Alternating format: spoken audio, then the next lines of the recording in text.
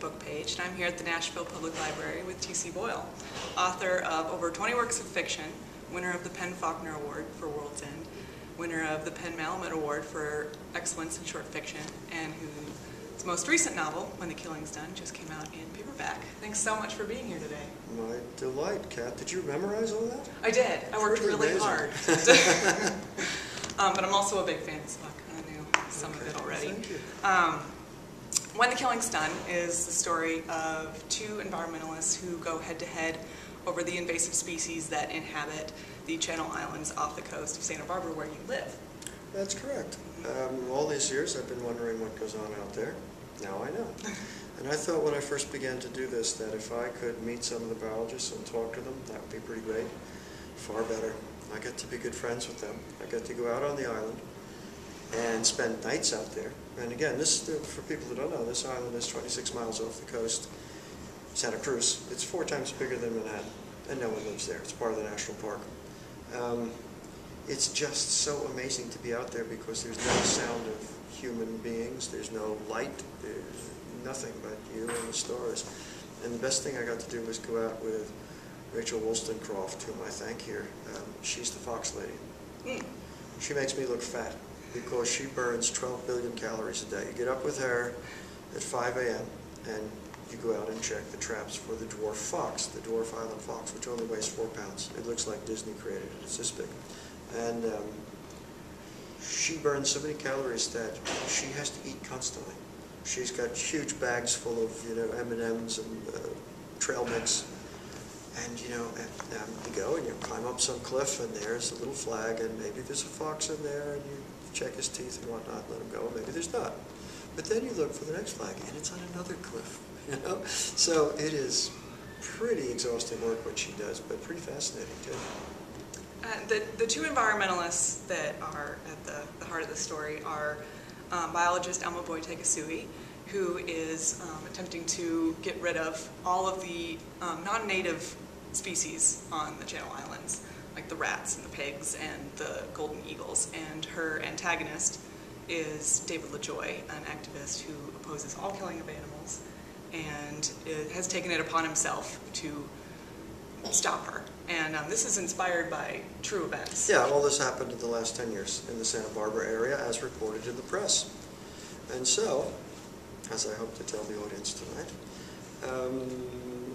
the first part of the book takes place on Anacapa, and it deals with an actual guy, a radical environmentalist, who tried to stop the poisoning of the rats on Anacapa. Park Service decided to eliminate them, even though they'd been there for 150 years, because they were having a negative impact on the nesting habits of the birds. So they bombed it. In 2001, around Thanksgiving, they bombed the island with rat poison. Meanwhile, this guy, and I have created a persona for him, he's called Dave LaJoy in the novel, and one of his confederates went out there with gigantic bags full of vitamin K, the antidote, and threw it all over the island. They were arrested, and it was reported in the press as this guy being a rat savior. Can you imagine? I mean, I couldn't make stuff up like this. And so, that's the first part of the story. The second part of the story involves the larger island, Santa Cruz, and the efforts to remove the invasive species there, plant and animal both. But yeah, I mean, it all sounds so theoretical. I've added a whole layer of filth, misery, and suffering, and horror, and sex, and passion, and everything else. Yeah, sure. The book opens with a passage from the Bible, Genesis 1:28, which is about when God gives man dominion over the creatures of the earth. And as in so many of your books, nature doesn't always agree with that. And as Dave LaJoy says to Elma at one point, who appointed you God? And I kind of wanted to know what makes you so interested in the topic of man's power and whether it's God-ordained or self-ordained. What about that interests you?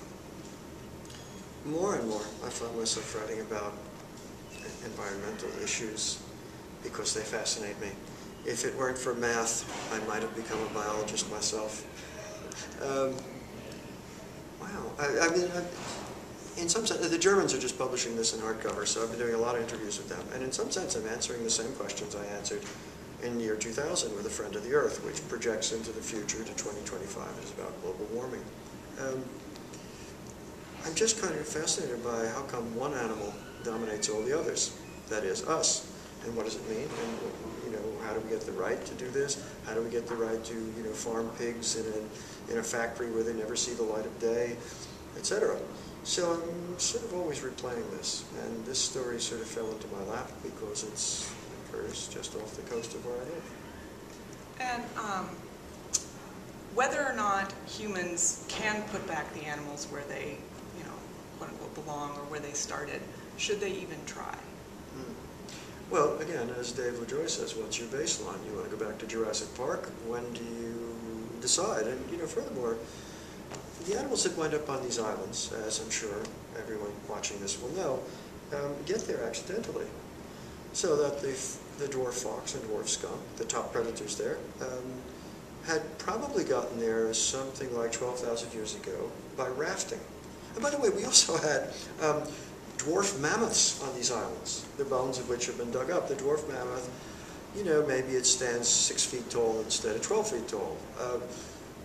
But because of the principles of island biogeography, depending on this new environment, animals will either exhibit traits of gigantism or dwarfism. And so it's presumed that these foxes and skunks got there. Perhaps during one of the storms. Of course, it doesn't rain in Santa Barbara anymore. That's over. You know, we have seasonal storms. It's a monsoon climate, and they can be quite violent, wash everything down the canyons, and sometimes animals get washed down and they drown and so on. But sometimes they do what is called rafting. That is, there's a big bunch of debris, they're on it, and 1 out of 1,000 times they'll land on an island or someplace where they can survive.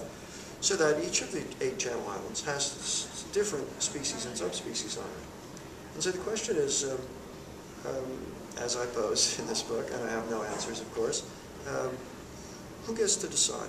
And in some sense, this is a real turf war.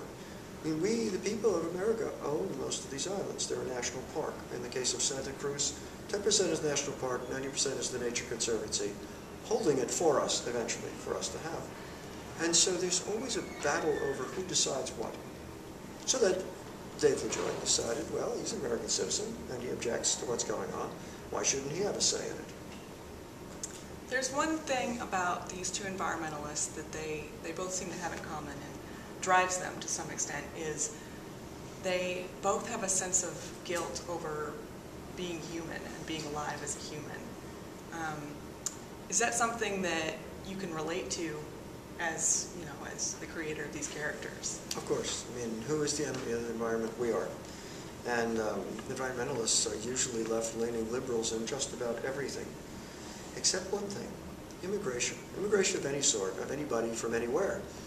Because the more people there are, the fewer animals there are, and the less wild there is, and the worse off the ecosystem is. What type of feedback have you gotten from this book, especially because it was such a contentious issue for years in Santa Barbara and amongst environmentalists? Well, a lot of dead cats have been thrown at me. No. Wow. There was some protest on the part of some PETA people a little bit, but nothing too severe. I think I've given both points of view equal time. And furthermore, as with the tortilla curtain about illegal immigration, which is just being compared to, it deals with an issue and it just wants to broaden the debate. It doesn't really draw any conclusions. I'm not here to lecture. I'm not running for office. I'm just exploring things as an artist. So that's it. I don't want to go further into it than that. But yeah, it is controversial. The biologists are mainly feeling that they're on my side. And so too are people on the other side of the issue, animal rights activists. Because the irony here is that both Dave and Alma could be close allies. They both believe in the same things. They're both vegetarians. They want to preserve the earth and so on. But they're too hard-headed.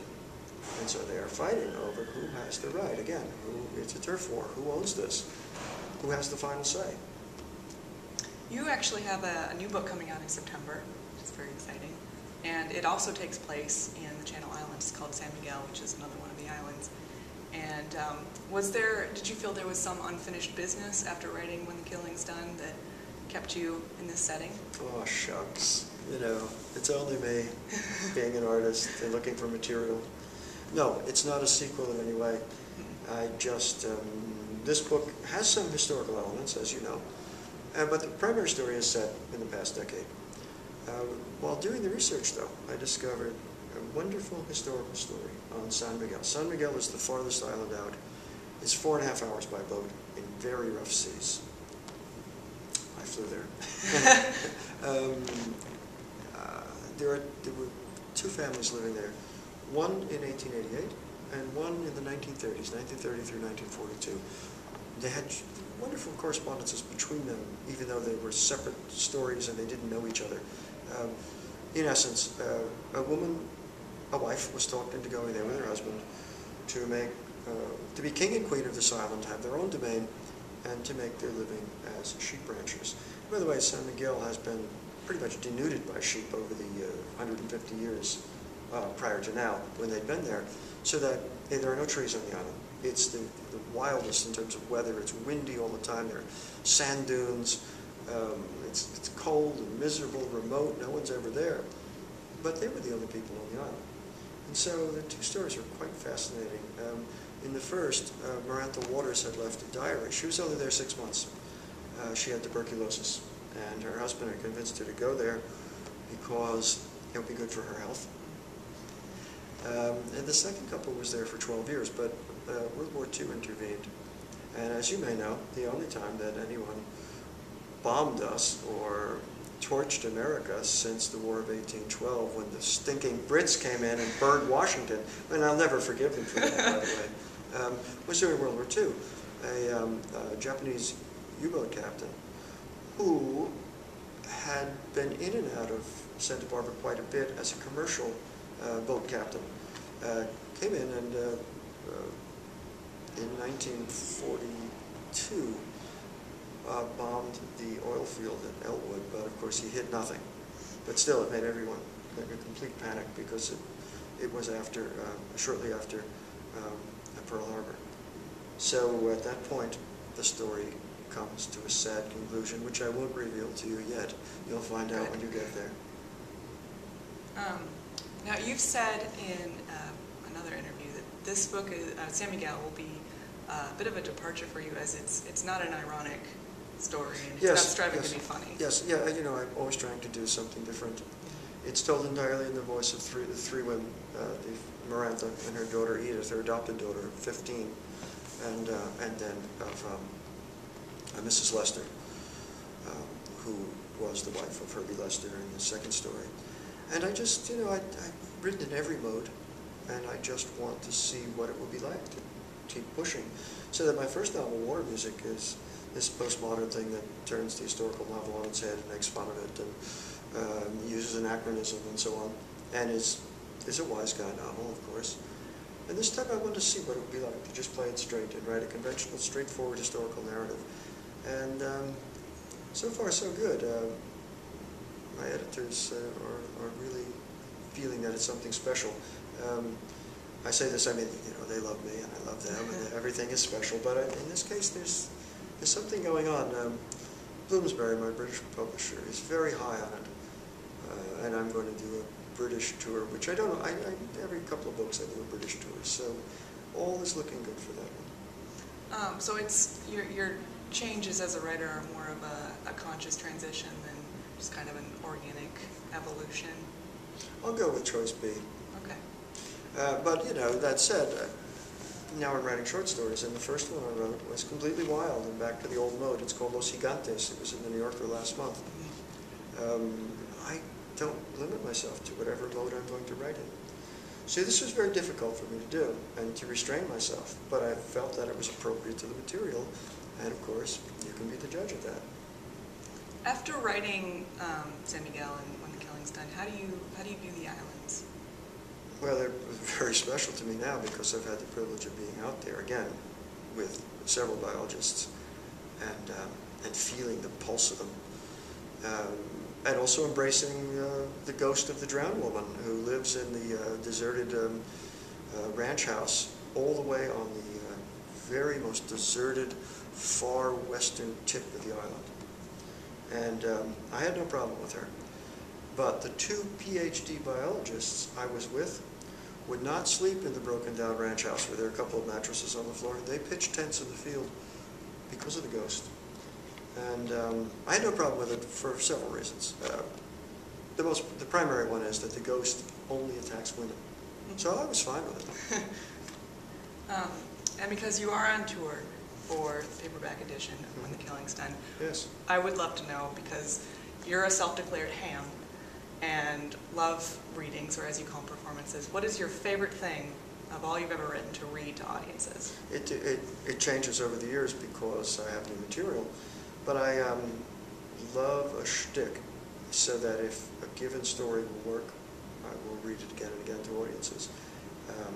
For me, it is a performance. It's to turn people on, and I particularly love it when I'm not just turning on the anointed, who came to see me anyway, they're fans, but, you know, especially college students, high school students who may have read only the tortilla curtain in class, and, you know, to read something in class puts a real onus on you, and it's not really subversive and wild and joyful. And I like to give them a show and try to remind them that, hey, you know, there are other things in the world besides video games. I love to do that, and I am often criticized for it, for sort of demystifying what literature is all about, but I don't think I wanted to be a pontificating old professor and make everybody suffer. I want to just have a show and light them up. And if they read my books or anybody's books after that, great. If not, well, I tried my best. Well, thank you so much for talking with me today, and I'm really looking forward to hearing you speak later. You're welcome.